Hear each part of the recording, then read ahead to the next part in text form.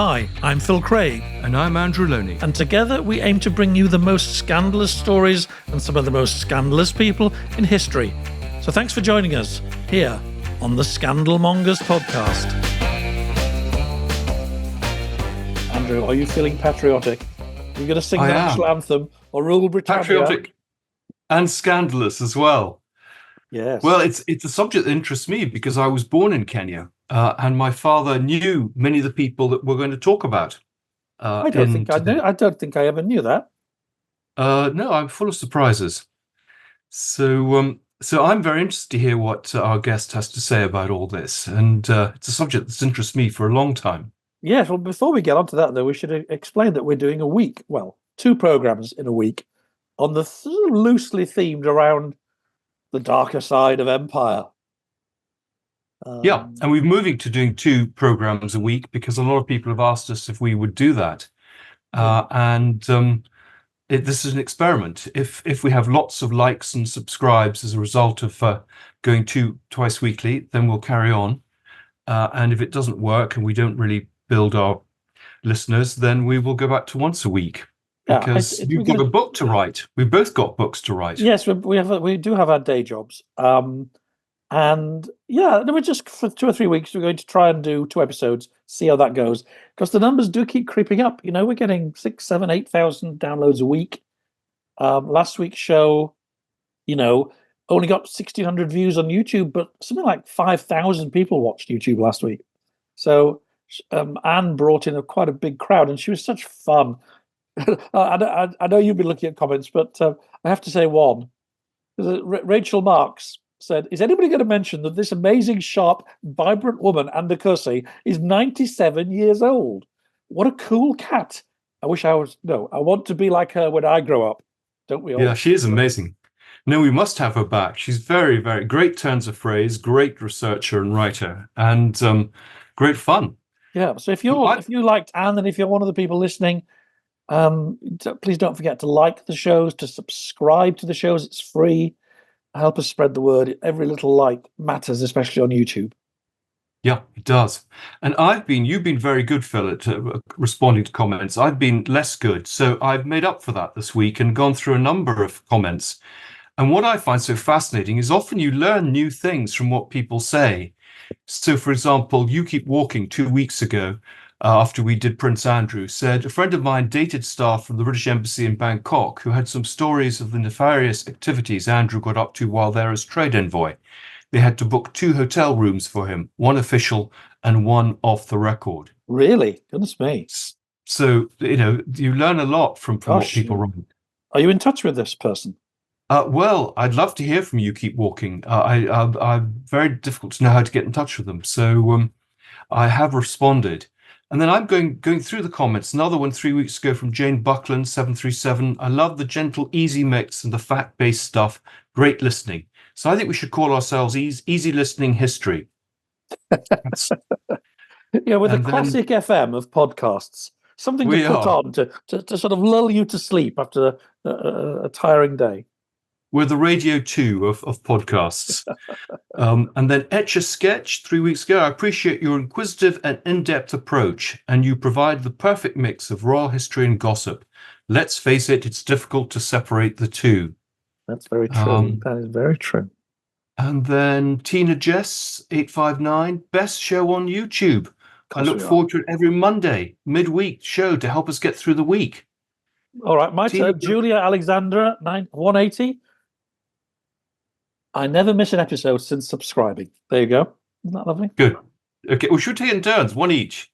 I think you've probably shown off enough for one day. But no, go on. We've got enough. I'm going to save these for next week then. All right. What have we got? Yeah. Well, we actually, I keep an eye on the charts. We're also in the Apple charts again this week. In Finland, in New Zealand, in Australia, and once again in Bahrain.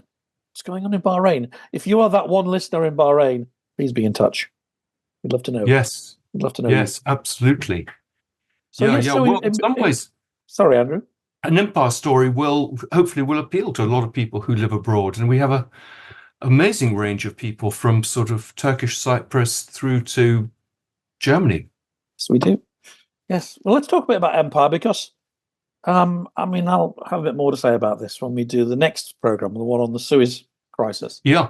Well, then you But you can know talk about your the book. the pros and cons of the British Empire and all empires, such a big talking point today. And yeah, it is a big part of the book that I'm currently working on about the end of the Second World War. I mean, I'm in no doubt that as far as World War II was concerned, Britain's role, the empire's role, was important, good, essential to defeat, unprecedented evil. But even then, some of those darker aspects of imperialism started to shine through towards the end of the war. And if researching this book's taught me anything, it's really important to look at Britain not just through the eyes of the British, but through the eyes of the rest of the world, and especially Britain's subjects. They didn't always look at Britain in the same way we do, even during World War II. We like to think that Britain was the plucky underdog. Well, that's not quite how we were seen around the world at all. Oh, Overdog, that's very more like, interesting. sometimes bully. So both these stories take place during or just after the Second World War, and I think that world where a lot of people know it's all kind of come to an end, but they're still behaving perhaps in the style that they've become accustomed to, both personally in Kenya and politically when they start trying to push around Egypt in Suez. So it's a lot of meaty stuff coming. Yeah, well, it's a new perspective. Well, I've got a sort of unusual fact in that the man who's a suspect in the murder case we're going to talk about, his granddaughter has a connection with Fergie, used to work for Sarah Duchess of York, and is now married to Hans Rousing, who's a very wealthy philanthropist. So characters come in and out of the story in different aspects. Well, I'd like to know just a bit more about your connections to Kenya and maybe you can then set up our guest because he's actually quite a coup. Yes, James Fox, I've known for a while. He's probably the expert on the Errol murder case, which was still an unexplained murder in Kenya during the Second World War. And my father went out to Kenya just after the war as a magistrate. We talk about Mau Mau. He was actually one of the magistrates up country dealing with Mau Mau. And so many of these characters, they talk about the Muthaiga Club and other places. These were places that he used to go to. And my mother worked for the Belgian consulate, so she had dealings too, not so much with the Errol case, but with other things that were happening in Africa in this period in the 50s and 60s. And then we came back after independence. That was the end, and went elsewhere. All right, so you So are actually a child of empire, really. I'm a child of empire. Yes, when I wasn't able to give blood because they thought that because I was born in Africa, I might have AIDS or something. Golly, golly. So when I come from a minority, I say Church of Scotland, born in Kenya, and that's given me a big leg up in life. Excellent. I never knew that. All right. Well, who fancies a bit of white mischief under tropical sun? Yes, great title. Let's Well, go to White Mischief. we do love our misbehaving aristocrats. All right. See you soon. See you. Bye. So, Thank you. James, I'm delighted to have James Fox with us today, who is the author of the classic account of the Errol murder case, which I think you began researching in 1969. Is that right? That would be about right, yeah. And tell us what the case is, because a lot of our listeners, particularly abroad, won't know about the story, and the fact it's still really an unexplained mystery, isn't it? Yeah, it's one of the great unsolved mysteries, although I got pretty close, I think. I think so too. I think later in the podcast you may have more evidence to show how much closer I am. But it was in 1941, the height of the Blitz. Out in Kenya colony, there were several characters having a wonderful time. One of them wasn't having a wonderful time. He was the military secretary, Lord Erroll. But recently arrived was a guy called Sir Jock Broughton with a young wife, Diana. And they all got together and danced and drank and in the Muthaiga Club in Nairobi. And to cut a long story short, Errol took up pretty quickly with Diana. Diana took up with him. And sometime later, and the pact was made. Broughton said, I'm an old man, doesn't matter. I quite see that this is a fait accompli. I'll just go away and be quiet. But then there was sort of rumblings and evidence he wasn't quite taking this lying down. And let's say a few weeks later, Erroll's body was found with a bullet in his head in his car in the suburb of Curran. Broughton was charged with the murder and acquitted, mostly on ballistics evidence. And that's why it's been a mystery ever since. Who actually did it? Was it him? What happened? So I got onto the story to revive it then for the Sunday Times. With Cyril Connolly? Well, yes, we were having one of those sort of editorial sessions. What can we do? Can we get Connolly to write something? Because he was a literary critic on the Sunday Times, great distinguished literary character, who wouldn't normally sort of descend to kind of popular crime stories. But in this series of unsolved mysteries, could we do the Erroll murder?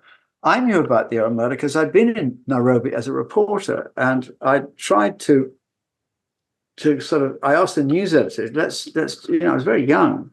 This is a story that hasn't sort of, can we do it? And he said, don't touch that. Just don't touch that story. That's going to cause real problems, which excited my interest. Cyril Connolly was obsessed about it because all the people involved in it, some of them had been at Eton with him, the Eton that he described in his various books.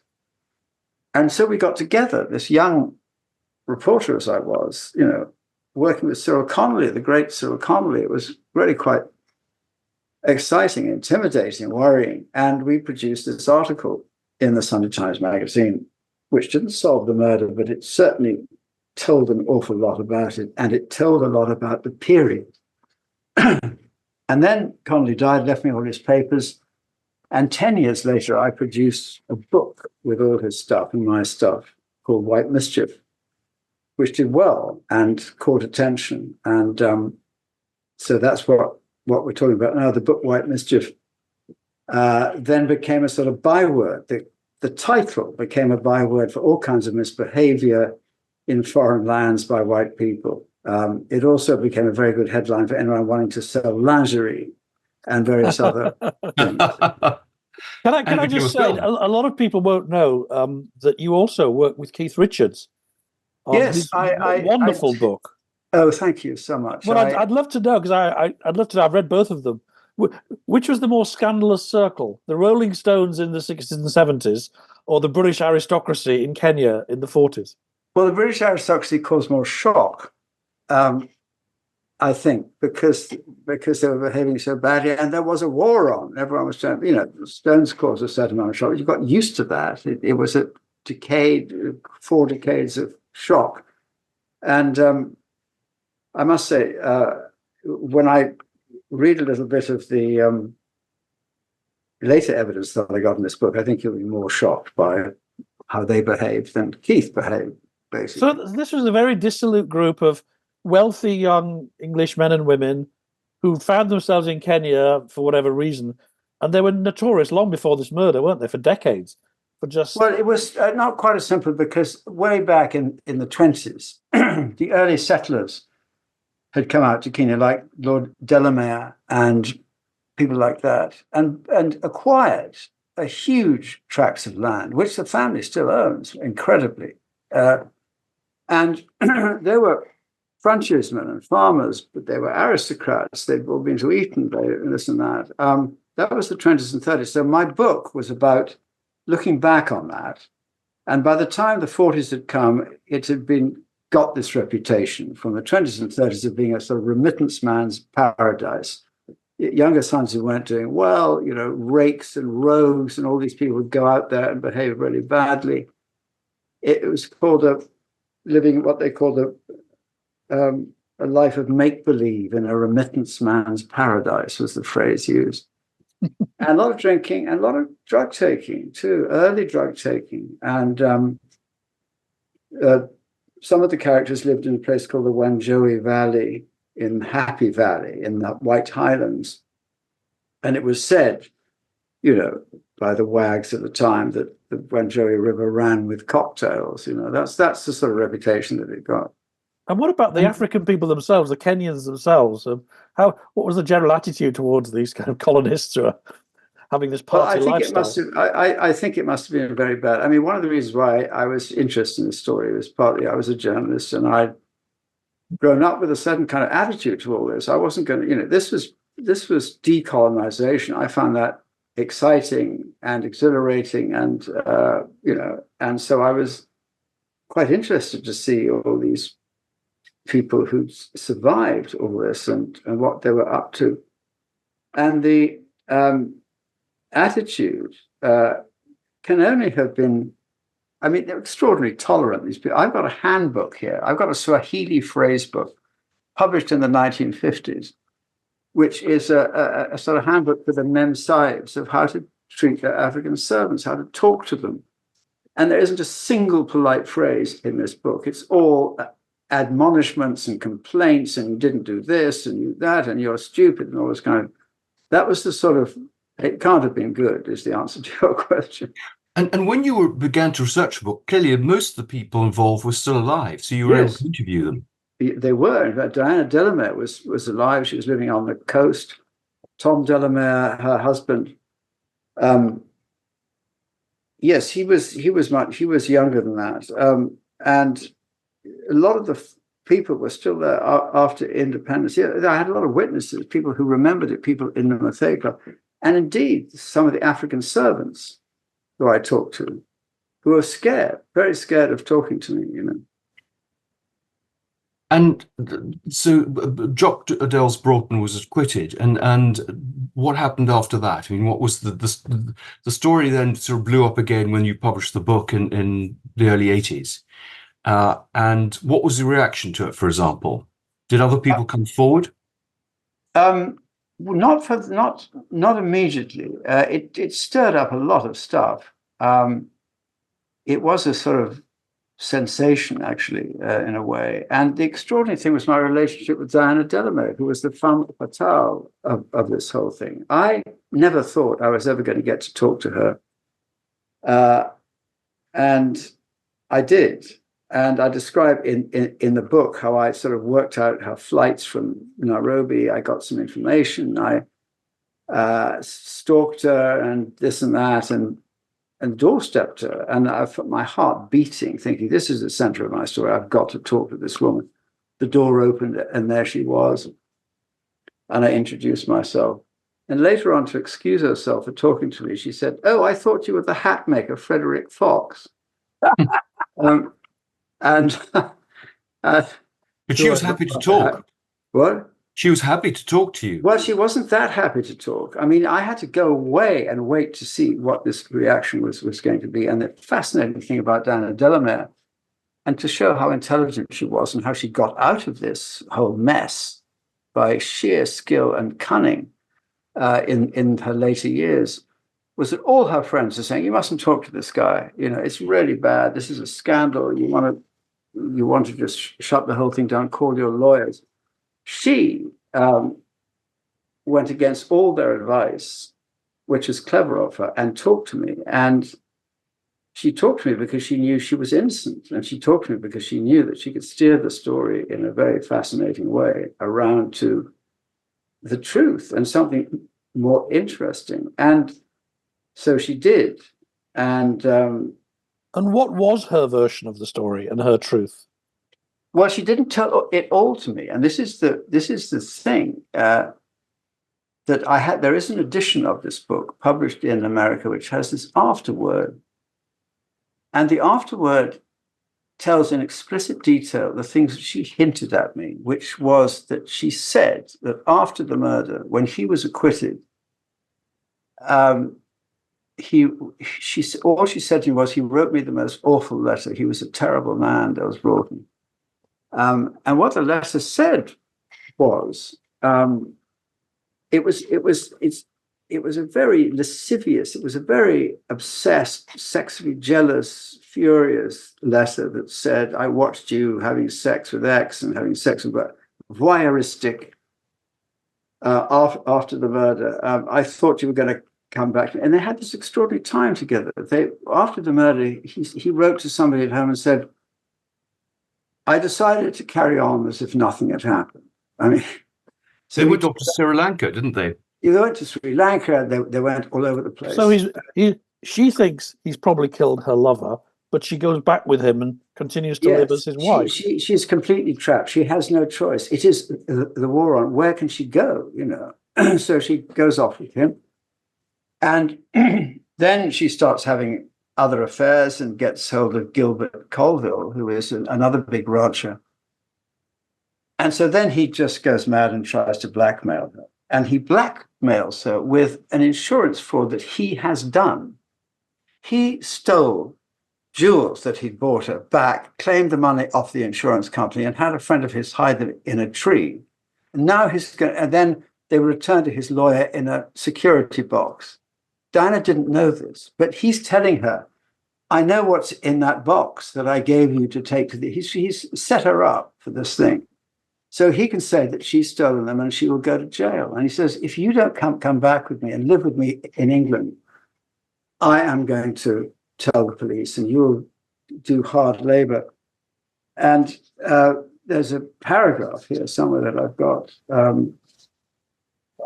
which is pretty extraordinary, in which he said, and also, by the way, his tone, his rage against Erroll, really is the last brick in the building of his guilt, because it shows his rage at being humiliated by Diana at the hands of Erroll is a theme that goes through this whole thing, and he simply can't bear it. And his rage explodes first in a murder, and then in this, and he says, "You've changed me into a fiend thirsting for vengeance. I think of nothing else day and night. I never sleep for thinking of it. I'm determined to see you in the dock where I was last year because of your love affair with Joss Erroll. I get bloodier minded every day." Well, if that doesn't tell you something, I don't know what does. Wow, it's amazing it got off. More evidence came later, didn't it? Juanita Carberry, who was a young girl in the house, then confessed to someone only a few years ago that he had confessed to her the next day. Isn't that correct? Well, I actually got Juanita's confession in White Mischief. I knew that. I tracked her down, and it was the most astonishing moment, actually, of this whole thing.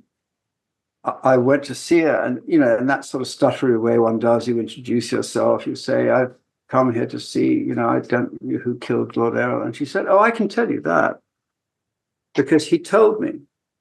And then she described the circumstances in which she'd met him on his way back to his country place, and they looked at horses and things together. And he said he told her what he'd done. And he said he'd thrown the gun into the Thika Falls or something like that. And I understand that. I understand he was... So who was she? You said a young girl. I mean, she was a child? She was the daughter, the stepdaughter of what her father was called, was just known as Carberry. He was a sort of settler, sadist, whatever. But his new wife, Juanita, June Carberry, was a big witness in the case and actually got those Broughton off. She also knew, in fact, that he'd done it. But she said, I couldn't let the old boy hang, could I? I had to make up a story, and gave him an alibi that night. So Juanita was close to this whole thing. And she was what, a teenager at the time? Or she was 15, yeah. He confesses his guilt He confessed his guilt to a child. Extraordinary. Yes. Yeah, I can see the relief in that. They had an affinity, family. He was probably desperate to get this off his chest and thinking that, waiting to be arrested. Maybe he thought they were coming for it. Maybe it wasn't until later he decided, I can get away with this, I mean, this all seems very clear-cut, but I mean, there have been other theories over the years and other books published. Do you want to address some of those? I mean, even if just to dismiss them. Well, there have been quite a few. The most astonishing one was, she's a friend of mine. She's still alive. Errol Travinsky, no relation to Lord Erroll, who I've known forever. And in fact, wrote a piece about her son was murdered. I wrote a piece about that, which they turned into another White Mischief story that was a sort of, more death in Happy Valley. She wrote a book before that. And I remember what? Sorry, the life and death of Lord Erroll. Oh, the life and death of Lord Erroll. And she told me beforehand, she said, this is going to blow the world apart. I mean, this is really going to do incredible. I mean, the government's going to have to resign. I mean, things are going to really move on this one. And I said, oh, great, well, off you go. And she wrote this book, and it was incredible. It was a theory that MI5 had actually killed Errol, and she'd elaborated this whole plot and scenario in which people were buzzing around with motorbikes, making very loud noises around the Mathega Club and this and that. And one reviewer, I think Philip Knightley, the great spy writer, said, if any of this is true, I'll eat my hat. And one other reviewer said, I think someone's had a word in her ear. Well, someone had a word in her ear. It was someone in the Isle of Wight who knew the area quite well, who just put the whole story into her. It was a very cynical publishing operation, I thought, because the publishers must have known it was all bullshit and thought, we can go with this anyhow. And then there's another theory that this woman, Alice de Jancy, who confessed to killing Errol and then committed suicide. Oh yeah, I read that. Yeah, that rumor was always flying about, and I read that book, and there just wasn't any evidence in it. Alice wasn't there. She didn't really. Well, you could say that she had a motive, but she wasn't around at the time. There was just no evidence of her being. She was up in the Wanjoy Valley shooting smack, basically, at this point. And then someone else has said that actually Lady Delamere, Diana, was a lesbian. And is there any truth in that? I've never seen or heard any evidence of that. She certainly liked men very much, but I've never heard of that. I must say I was fascinated, but we mustn't divert it into your work, but some of the strands of your recent research have fascinated me on that level. Oh, well, we can talk over another time. Another time. No, we want to hear more about Mountbatten always. And treat a king. But I mean, there was quite a lot of evidence on Dell's Broughton's behalf. I mean, there was the white tennis shoes and things, and which he burnt rather than give them to some of the staff. And presumably there were staff who had things to say. Well, yes, I tracked down one of Broughton's servants, Abdullah, who was actually a witness in the trial, and his evidence is in the transcript. I tracked him down to the coast to Malindi, and he was still, after all this time, so frightened he didn't want to speak to me. He thought, this is Mzungu business, and it's got nothing to do with me. I'm going to get in trouble. So I didn't get much from him. And in fact, we've talked a lot about the prime suspect, the man who probably got away with murder. We haven't learned much about the victim here. I mean, was he somebody that a lot of people wanted to see killed, do you think? That's why they didn't investigate it very well. No, I don't think so. I think he was quite popular. He was a bounder, as they used to say. Lord Carnarvon, who I went to interview, one of the chapters is called "The Greatest Pouncer of All Time," because I said to him, "What was Lord Erroll like?" "Greatest pouncer of all time." A pouncer. Pouncer, pounced on women. Not safe in taxis. Not safe in taxis. Great pouncer. He was brilliant. So Errol, he was a sort of one of the lads, military secretary, very handsome. Nobody could resist him. No woman could resist him. He was a shit, yeah, but quite popular. I don't think anyone had a motive to actually kill him, except no, I don't. But Broughton wasn't very popular, really, was he? I mean, he was 30 years older than Diana, and he was a rather sort of pathetic figure. Yeah, he was a pathetic figure. He was very taciturn, and he was quite boring, and grand and arrogant. And as you can see from these letters, had a very high opinion of himself. I talked to his son, Sir Evelyn Dulles Broughton, who said, he was a horrible, cruel father, putting down, shaming, all that kind of stuff. No, I think he was horrid, despicable. And there was this whole thing about him sort of getting out of the First World War, which Cyril Connolly liked went into that at quite some length, had he faked sunstroke, when he was on the ship in Portsmouth waiting to be shipped to France and so on. And Carnarvon said, Jock was a dishonest man. I mean, he wasn't and he gambled and lost, and he and he was dishonest, and he was he said he did this terrible insurance fraud. He said, I can understand a chap, hungry, grabbing a bun from a stall, but Jock was never hungry. He went on like this. And I mean, he then eventually committed suicide. I mean, shortly after, or just after the war. Yes, so but you can see a picture of this man now, insane with depression and fury and rage, and because what Diana did when he tried to blackmail her, she took this letter that I've got here to the police in Nairobi. The woman who had this letter for years would never give it to me. She was the secretary of whatever the Lord Chief Justice of Nairobi was at the time. So she always had this letter. Diana took this to the police, and told the police that she thought she knew, and she'd all told Broughton to his face in the office of the lawyer, I think you murdered, I know that you murdered Errol. And she also told you that about the insurance fraud. So when he got to Liverpool, the police were waiting for him with a criminal charge of fraud, and he couldn't take that anymore. And he had some laudanum on him, so he committed suicide in the Adelphi Hotel. So in a sense, Diana sort of took revenge for what he'd done to her lover.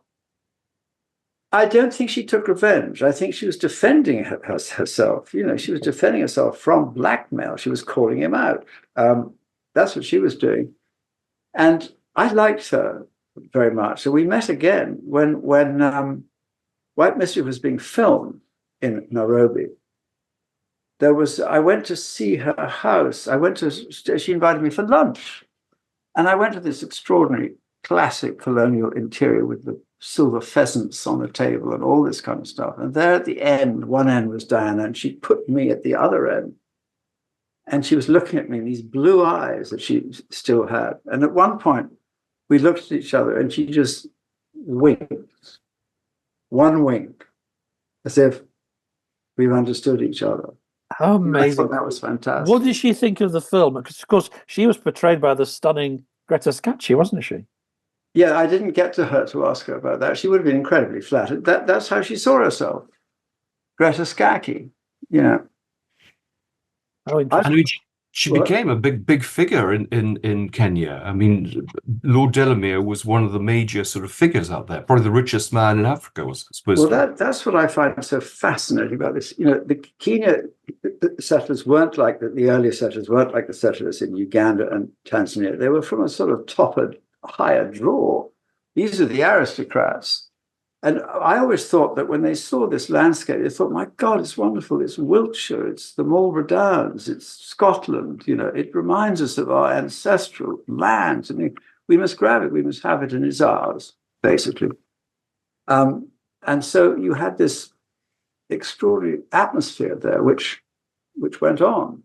Well, Errol called his house Staines, didn't he? Yes, he called it Staines. The castle in Scotland. And they all had this stuff. And I can't remember your question now, but it's got something to do with the settlers and the landscape. Well, how she basically, became the wealthiest woman in Africa. Yes, she married. Well, first of all, she got Gilbert Colville, who was very rich, had lots of land. Then she moved from Gilbert Colville. She elided from one great landowner to another great landowner, as was her skill, and ended up with Tom Delamere and the sort of honorary white queen of Kenya. And the relationship between the white settlers and Kenyatta and so on was remarkable. I mean, Kenyatta used to go, the first prime minister, the first president of Kenya, used to go and take his picnics on the Delamere estates. There was this sort of entente between. Well, yes, because we haven't spoken about this aspect. Because, of course, in the 50s, there's this incredibly brutal war. It Yes, takes place. I mean, astonishing when the 30 Europeans were killed and 200,000 Africans and awful. tortured, all There's this so stuff. many. That's still being. I know the Obama family are drawn into that, are they not? I think they are. And then, do they just carry on? Does the new independent government, does it just let them live as they? Well, I mean, there was an extraordinary forgiving atmosphere when I was there as a young reporter. The British government had done a thing they didn't do in Rhodesia, Zimbabwe, which is they'd actually done big settlements. They'd financed and assisted the sale of a lot of these lands to the African. It was the African elite who bought all these lands, which is now causing big trouble because for various reasons. But they just unlike the Congo, unlike Mozambique, unlike many of these other colonies, it was actually rather a smooth transition. And I think a lot of the settlers thought nothing had changed. But of course, it was changing. And and you talked earlier about the Mau Mau and so on, and the fact that these resentments and this fury and the hatred of how they'd been treated by the British colonial authorities, I never saw it. It never surfaced. There was much more internecine warfare between the tribe, the Kikuyu, and the Luo, and scrambling for the wealth now available in this place. It's funny. It's not the best advert for the British Empire, this story, really, is it? But I've been reading some diaries from Indian soldiers from the Second World War for a project I'm working on. And it's all the way through this idea of the British. Well, there's two things. Why do they use toilet paper? That's a big one. And the second one is, why are they so sex mad? The idea in India as well, there's endless sexual scandals going on all the time. And this was the idea that the colonized people had of us, I think. Yeah, well, Cyril Connolly, in his rather sort of incorrect way, said Africa, rather grandly, Africa liberates unacted desires. Another phrase you couldn't get away with now. No, well, there was a TV series, I remember, about 20 years ago called Imperial Passions, about just this, about how a lot of people went abroad to indulge in things that they probably couldn't indulge in Britain. They still do. I then wrote, when this boy, not a boy, a man, Chabinsky was shot, Errol Chabinsky's son, I went and did a piece for Vanity Fair about it. And I saw the remnants of this settler thing. There were two sides to it. And I wrote about them, and I wrote about a sort of kind of hedonistic world of, it was a lot of war correspondence. They used it like we used to use Beirut in the old days, the sort of R&R place, or place to quite central that you could go all over the world from. And I got this furious letter, or Graydon Carter got this letter, the editor of Vanity Fair, from Aidan Hartley, who had a column in The Spectator called Wildlife. He got a farm in Kenya, and it was 5,000 words. Graydon never read it. It was just too long, basically. But it was absolute fury that I had somehow, because all the other press had, of course, linked this murder with white mischief, but I was trying to explain their relationship, that some of these young whites were still using the place as a sort of place of excitement and frontier and danger and risk, of which there was much more by this time because everybody was armed and there was a lot of violence. It was the longest letter of complaint I think has ever been written, apart from Prince Harry's book, but it certainly. But then I realized that actually there's another thing that's going on, which is some of the people there, the whites who are third generation, they consider it, well, this is where I was born and this is where my grandfather was born. And so I'm going to stay here, the best I can. I'll find a way of doing it. A lot of them have become tenant farmers to the Kikuyu nobility, as it were. It's sort of switched around, and they've become, they run their farms for them, or they work there. And that works. And when Tom Delamere, the last Lord Delamere that I remember, was jailed for shooting a poacher, I thought this is the moment when the Kenyan government is going to use the opportunity to just seize the entire ranch. It's a huge ranch. It's massive. It goes on forever. It's like a country within a country. And they didn't. And maybe one of the reasons was that they always thought of this kind of stability thing and like, don't go the way Mugabe went. You know, that didn't work. No, of course. That's so interesting. On the other hand, you know, there's a lot of pressure on everybody. There's land hunger, there's violence, there's you know, rather like here, nobody's spent any money on, you know, the infrastructure, so people are getting very edgy.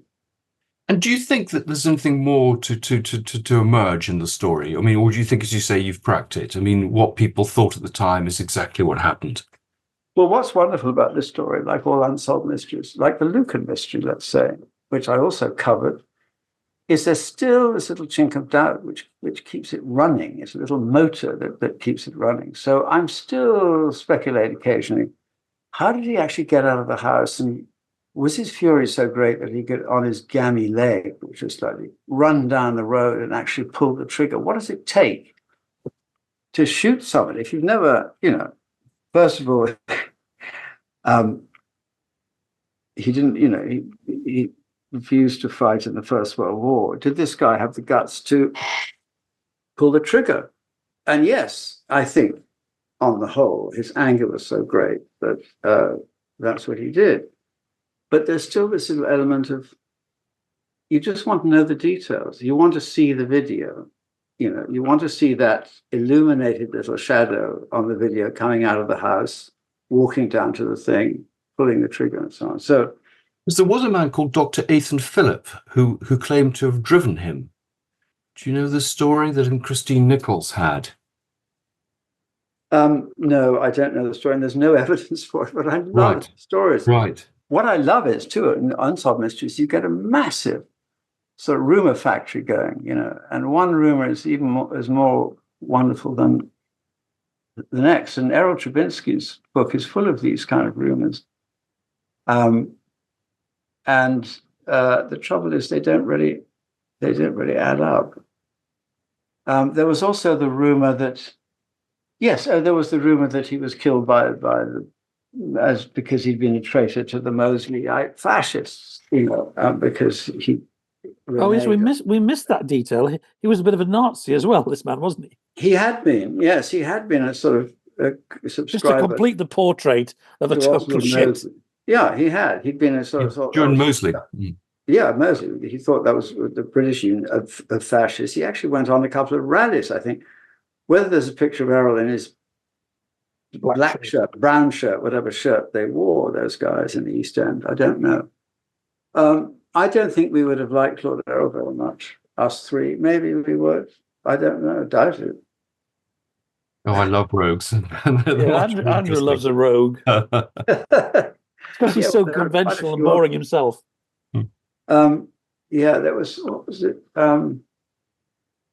Yes, well.